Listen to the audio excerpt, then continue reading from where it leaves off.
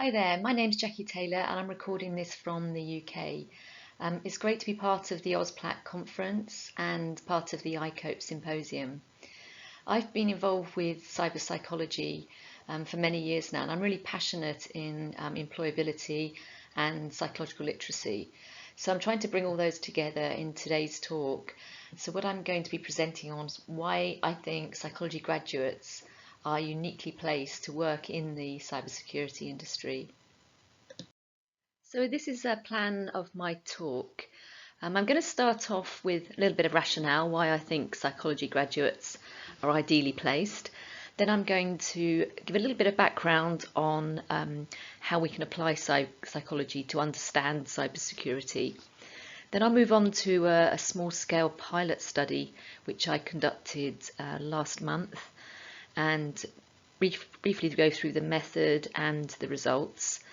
And finally, really discuss the results and how they can help us design psychology education for the future. Okay, so the rationale for the work that I'd like to present to you today is that, as we all know, psychology degrees are really great training for a wide variety of careers outside of psychology. And there's been a recent interest in psychological literacy around the world. The role of people is central in many cybersecurity incidents, and therefore a number of practitioners at the moment are proposing that psychology graduates are uniquely placed to work in the cybersecurity industry. However, there hasn't really been much research to support this, hence my pilot study. Also, there are a number of challenges in attracting psychology graduates to cybersecurity. So that's another thing that I'd like to become involved with. So I'm going to present the results of the pilot study, which will explore psychology students' perceptions of working in cybersecurity, and then move on to some challenges and opportunities for psychology education. I'd like to start with some background on how psychology can be applied to understand cybersecurity. In the words of Anne Robinson, I believe humans are the weakest link in cybersecurity. So if you think about an attempt to illegally gain personal data, this will really rely on people opening up a link in a phishing email. So susceptibility to security compromises are associated with a wide variety of psychological factors. And I've got some examples here on the slides. And as you can see, it really does cover many areas in psychology which can be applied to cybersecurity. So if we think about cognitive psychology, we can use this to understand how users make decisions. So, for example, we know about cognitive biases and heuristics. We know how cognitive load may affect decisions.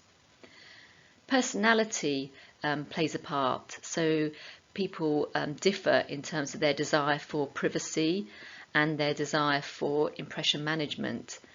So a lot of people leak a lot of information on social media sites. Emotion is very important.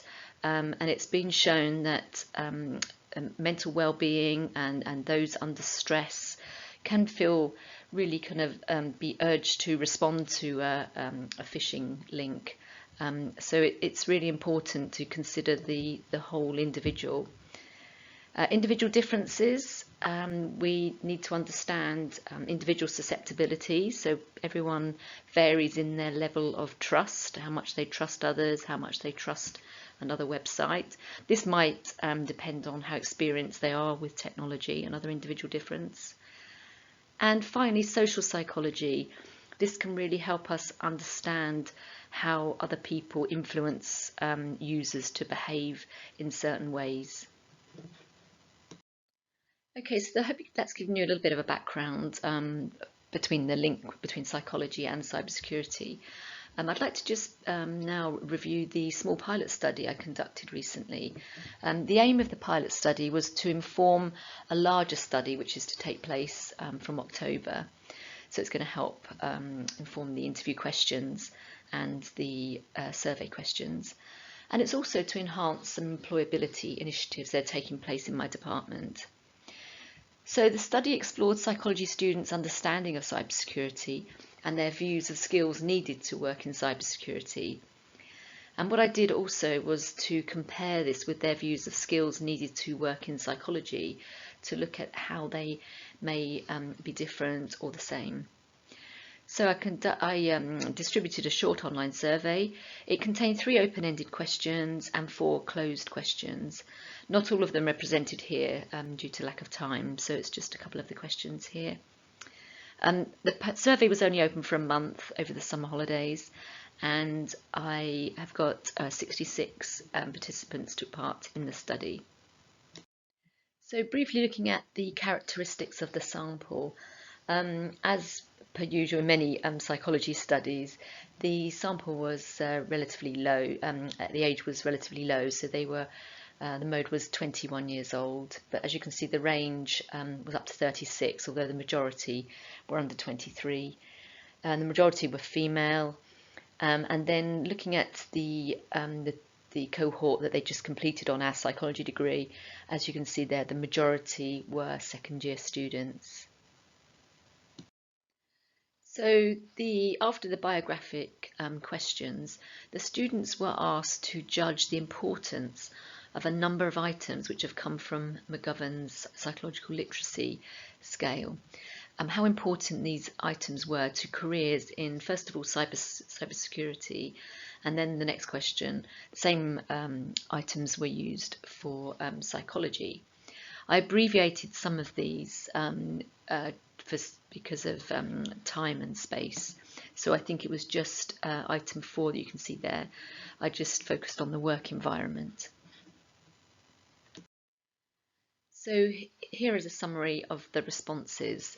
So as I said, they were asked separately to indicate on a scale of 1 to 7 the importance of each of these items for, first of all, cybersecurity, working in cybersecurity, and then working in psychology.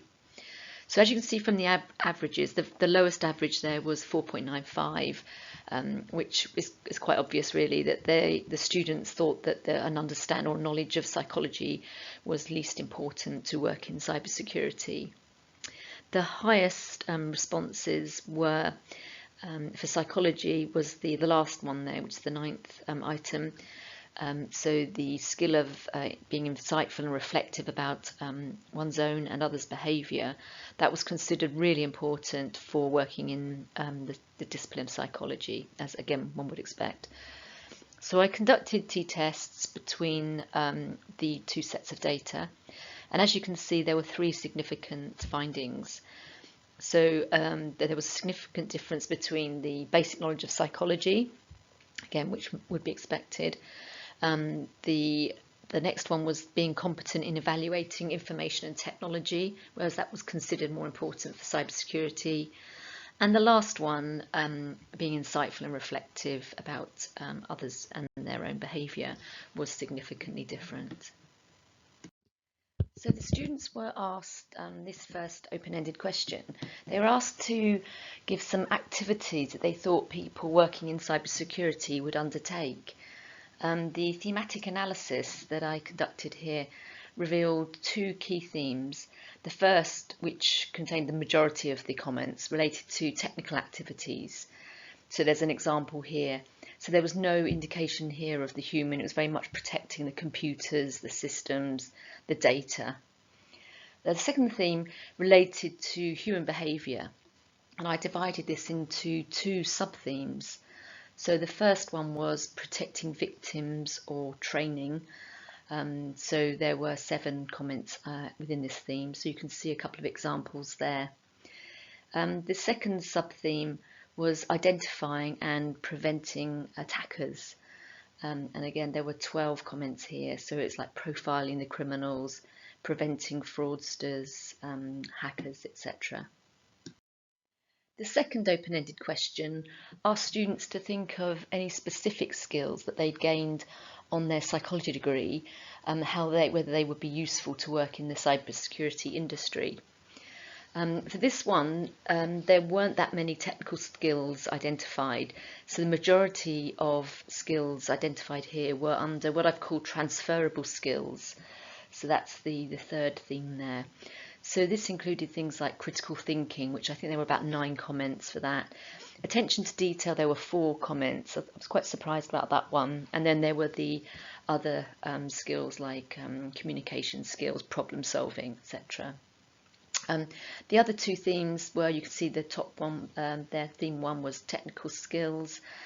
And then the area which students didn't identify so much was the psychology content or specific psychology skills. So the examples here were such as forensic to understand motives, the cognitive side, the second one there, understanding the thinking of others, perception and memory. So this is the area where I think students are not identifying. They're very much focusing on the transferable skills. Okay, so now I'd like to bring all of this together. First of all, I'll summarise the results. Then I'll highlight some challenges and opportunities for psychology educators and those in the cybersecurity industry. And then the future work that I'm planning for October to December. Okay, I'm going to briefly summarise the results due to lack of time. So for the quantitative data, psychology students' views of the skills needed to work in both industries showed some predictable differences. As you can see, 3 of the items were significant in the direction that would be expected. However, there were quite a few similarities, and this was reassuring to see. So this might indicate that many of the literacies were seen as equally useful for both careers, such as ethics. Moving to the qualitative data, the majority of students identified technical features of work in cybersecurity. So this goes against my initial proposal that humans are the weakest link. The students in this sample didn't see that. I think they really focused on the technical work of people working in cybersecurity rather than the focus of the people. And then psychology students identified the usefulness of the transferable skills to working in cybersecurity. So the majority did indicate these skills. But I think they really underestimated the psychology content from their degrees that was relevant to working in the cybersecurity industry. And I'm going to pick up on that in the next slide. So moving on to some challenges and opportunities for both psychology and cybersecurity educators. There are many opportunities for psychology graduates to work in cybersecurity. It's an area of current and future growth.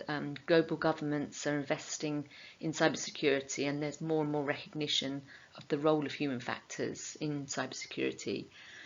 But I think what some of the results have shown is that we need to enhance students' awareness of the jobs, what the jobs entail in cybersecurity, and how their skills that they've learnt on our psychology degrees are applicable.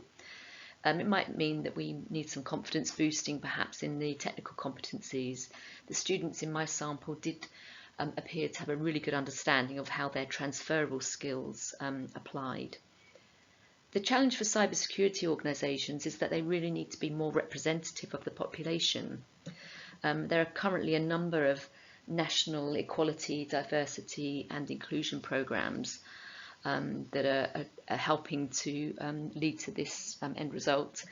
In particular, Australia and the UK have some excellent funding available for initiatives to encourage women into cybersecurity. So currently the cybersecurity industry is predominantly male, and there are many biases evidenced in a lot of the training practices, the training that is available in cybersecurity, as well as the culture in many of the cybersecurity companies. And one of my PhD students is currently looking at this at the moment.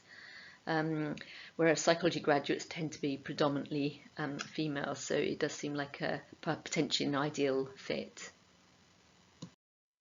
So just just finishing off now, some further work that is going to result from the small study that I've just described. First of all, the data is going to inform some questions for a larger survey and interviews, and I'm planning to start data collection in October up until December.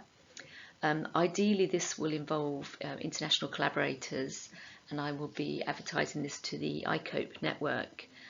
And if anyone else is interested here, please do contact me.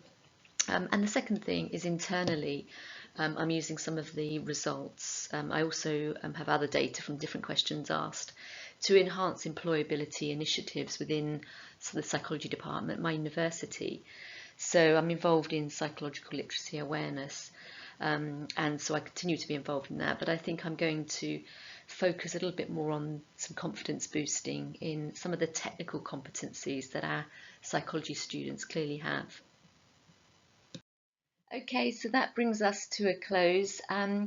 This is what I've covered today. I would love to collaborate with anybody if they'd like to be part of this work. Please do contact me, jtaylor@bournemouth.ac.uk, and I'm around for any questions. Thank you.